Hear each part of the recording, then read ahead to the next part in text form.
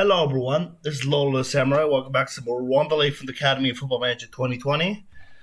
Today we got another update video, and we are going to live comment the game, but it's going to be mostly an update. And as you can see, we're back in the Confederations Cup. I'll explain everything in due time. How do you? Okay, there. I hate it when the thing is not ordered monthly, but no. Okay, so let's go over the matches first. The first round is self-explanatory. Got some Benin side. It was a little harder than usual, but still won it fairly comfortably.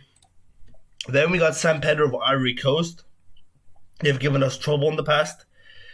We lost away 2-1, but we won 2-1 at home. And what do you know? We lost in our fucking penalty shootout. I apologize for the language, but it's very tiring losing every single shootout you get into. It's very, very tiring. And then we beat Almeric Omdurman. Now, what's interesting is that with all these games, I used a different formation. So I actually changed my tactics because I went something more attacking. I tried an attacking formation years ago with the 4-2-3-1. Didn't work. The 4-2-2 or the 4-4-2, sorry, didn't work either. So I had to resort back to counter. And I feel like we're a good enough team now to actually try an attacking formation again. And this one is fairly tested. I haven't used it in 3 years. This is actually Bianchi's tactic from when Boca Juniors won the Copa Libertadores in 2000, 2001. I think 2003 they also won it with Bianchi. I don't remember.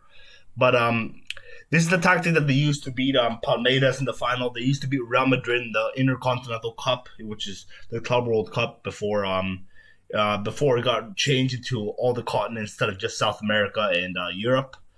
And that's the tactic I'm using. I used this in FM17. It worked to an extent.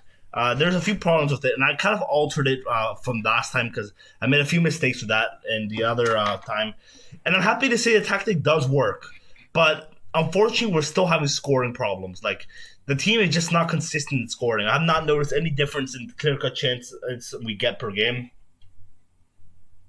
So I don't know. It might be because of the lack of a playmaker. So I hope Indy Kumana could really change that. But anyways, the group we got for the Confederations Cup, we got a fairly tough one. MC Alger, Stade Malien, and Supersport. Obviously, Supersport are going to be the tough dogs there. And there are actually 3 South Africans, so this is going to be a very tough tournament to win. But as we've seen before, the South Africans are not as strong as I thought they were going to be. So maybe it's not all bad. But yeah. It's been kind of an annoying save for me as of late. Getting knocked down the ways we have, getting a deja vu every single year. Every year being the same tiresome BS. It's been kind of annoying, but I'm still playing it. I'm still enjoying it. I just hope that this new tactic thing does change it, because I feel like if we take more initiative against other sides instead of just trying to counter from the go, we can do a little bit better. And then we'll count against Supersport. I might try the attacking 4-3-1-2 against Supersport at home, but I'm away from home. I'm definitely going to go with the 4-4-2 that we've used the entire save. So now let's go to the intake that we got last year. We got a decent intake. Some of the players weren't that good, but we got one player who was capable of being a superstar. Unfortunately, it's in a position we already have. You guessed it, it is the keeper. It's not this guy. This is Jean-Pierre Simba. But this guy we got is incredible. I'd say he's even better in Washington, if you remember. Jean-Claude Imanishimwe. I think that's how you pronounce it. He's only 2 stars at the moment, but look at his stats. They're incredible. This guy, unlike Jean-Pierre Simba, can play with his feet. He's fairly tall. His aerial reach could be better, but he's got good jumping reach to make up for it. Got good reflexes, got good handling, got good kicking. My only complaint is his one-on-ones isn't the best. But other than that, he's the long-term solution for the keeper, which hasn't really been a problem. Jean-Pierre Simba's been a good servant. And I feel like we can finally sell him off because this guy is simply better.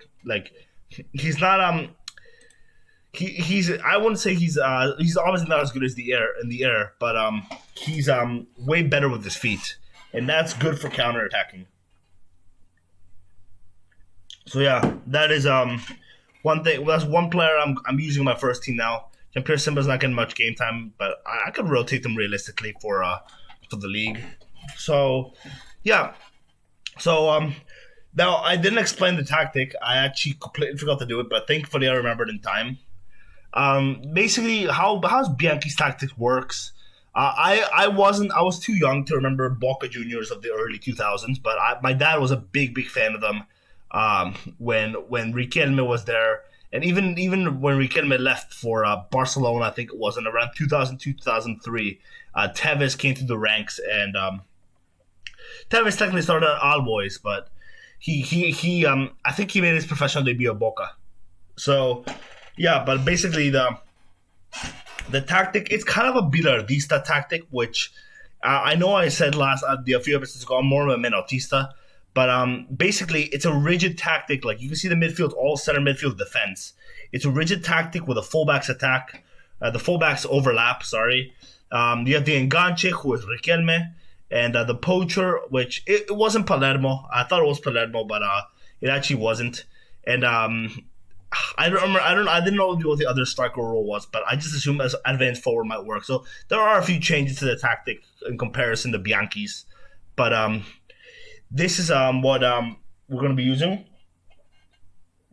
for the games where we are. I wouldn't say we're favorites. We're not favorites for any game in the Champions League, but against the slightly weaker teams, like teams that were close enough to beat with this tactic, because the one problem with it is that the defense has been a mess. I have it on tighter marking just because I think like zonal marking is gonna ruin our shape a lot, but it's not worked too well defensively, and I hope it's just a familiarity that's costing us at the moment. Which it's okay. It's like it's balanced at the moment, as you can see the tactical familiarity. We have some who are almost at full, and some who are still not even halfway there. So that is what we're going to be using, and we're going to be using that today. We'll replace Stade Malien for the first time in the save, because Stade Malien is a team I talked about a few episodes ago, and we're going to be using the 4-3-1-2 for this. If I didn't make that clear, okay. Anything else I need to talk about? Yeah, one more thing. I completely forgot to mention this in the last episode. I was just really angry at the Champions League, and it kind of slipped over my head. We did lose one player, and that was Yannick Ndoli. I didn't realize he wasn't on a professional deal, so I signed him. I tried to sign him on a deal, and then this club from, I want to say Saudi Arabia. Yeah, Saudi Arabia, they came in, and obviously my deals don't stand a chance against theirs. So how much is he winning, actually? 1,000 per week. I offered 2,300. Okay, well that just makes it even more stupid. But I guess the appearance fees were a bit too high because I offered a much better contract, or he just wanted to play abroad. It's that simple. Usually in FM, if you have a chance to offer a player a contract, then money does talk in this game. That's just what I've noticed. All right, so we're gonna enough talking. Let's get into this match now. Let's put a lineup. Moscow. I don't think Moscow should play actually. I'm thinking Karang. No, Karang wasn't available. So yeah, we're gonna play with Moscow, Young Clouds, and Naimana. Naimana can definitely play here. He has good defensive stats. His marking and tackling, or his tackling is actually worse than I thought. I thought it was 7. No, it's just penalty tickets. His marking's good enough though. So we're gonna play with him. I mean, these three don't have the best defensive stats, especially Moscow. His defensive stats are pretty terrible. But I don't really. The idea is for Karango to play here. Karango is not available, so yeah, we're gonna have to. Moscow's not gonna do very well in the holding midfielder role, but I have to get the tactic to work. So yeah, let's go into this match then.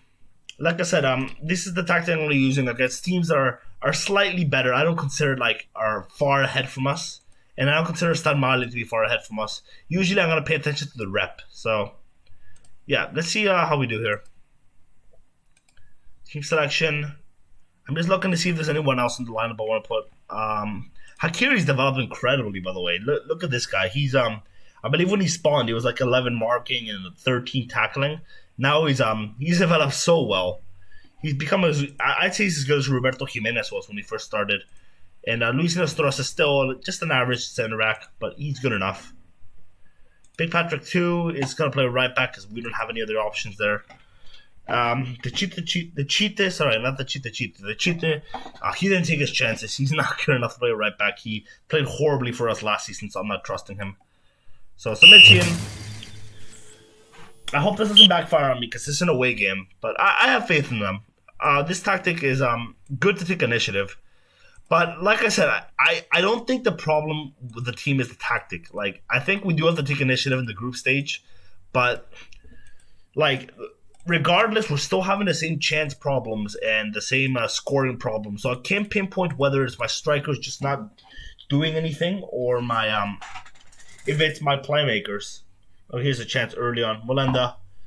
Okay, good work rate there, Mulenda. That was good work rate. Cross it in. There's Mariposa 4. We score. Come on. Yeah, we really have to get off to a good start now because the last 5 seasons have been pretty bad. Like, I have to analyze and change a few things, obviously. Because I wasn't going to stick with my stubbornness that was keeping me from using the same tactic the entire time.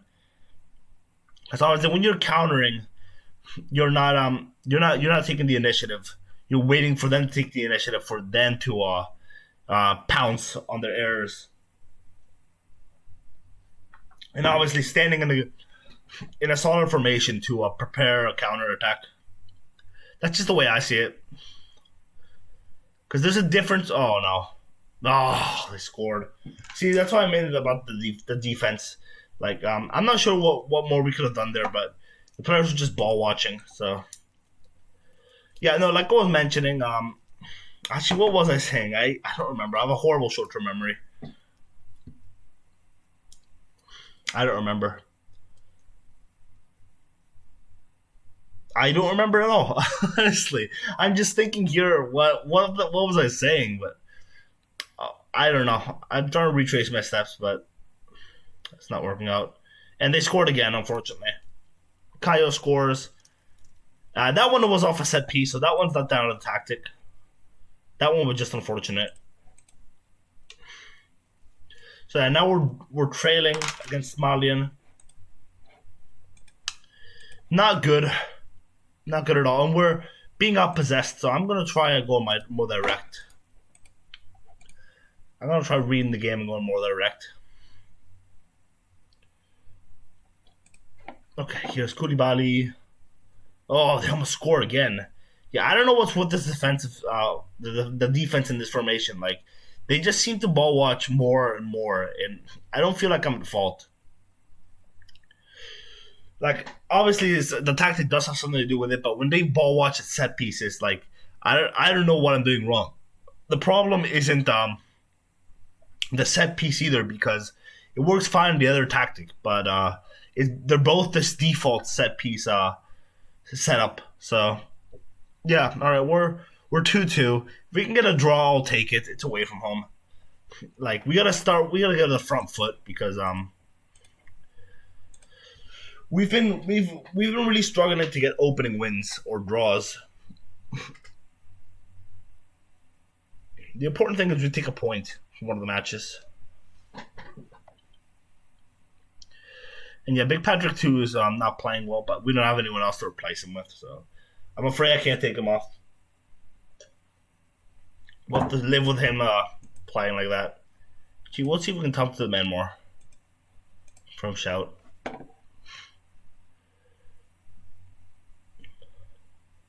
It didn't seem to affect him. Yeah, see, we're not getting chances. That's what's frustrating me, and we're being completely outpossessed as well. So you know what? We're gonna counter now that that is the case. Moscow right. Jeez, Moscow play out left. Okay, looks like he forgot to play as a right midfielder. Actually, let's put him out left and let's put Mulanda on. So we're gonna change to the 4-4-2 just to find a just because they're out possessing us completely. We're gonna see if this does anything. Doesn't seem like a wise decision because they're actually winning, so they don't have much of a reason to attack us. But just because with how much we're being up possessed, I feel like it might be a smart thing to do. John Clouds, they're on the counter now. Dicko, so there's Kumare, Kayo, and it doesn't look like they're gonna let go of the ball. Are they? Okay, maybe they are. Okay, that was a better pass from them. Mariposa 4. There is Mulenda. Please get it in. Mariposa 4. Oh, he skies it.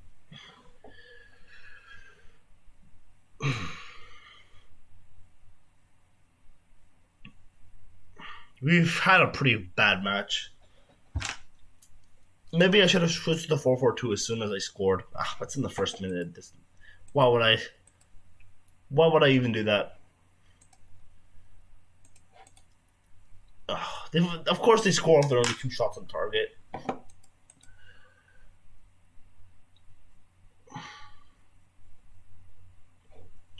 All right, we're gonna go very attacking. I don't think there's much else I can do.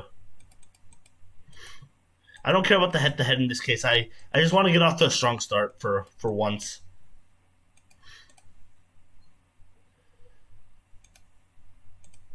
What else can I do? Let's go down the wings in extremely high tempo. We have 3 minutes left to get an equalizer, and I don't think we're gonna get it. Just one of those games where you can't do anything about it. And yeah, okay, that's gonna be the game. I don't think I'm gonna show much of these groups games again. I just want Confederations Cup. Thankfully, these guys got a draw, but it's a bit frustrating. And Algiers next. That's not too bad. Okay, I'll show one other game in this group. One or two. I'll see how things flow. So, yeah, thank you for watching. This is Lola Samurai, and I'm signing off. Cheers.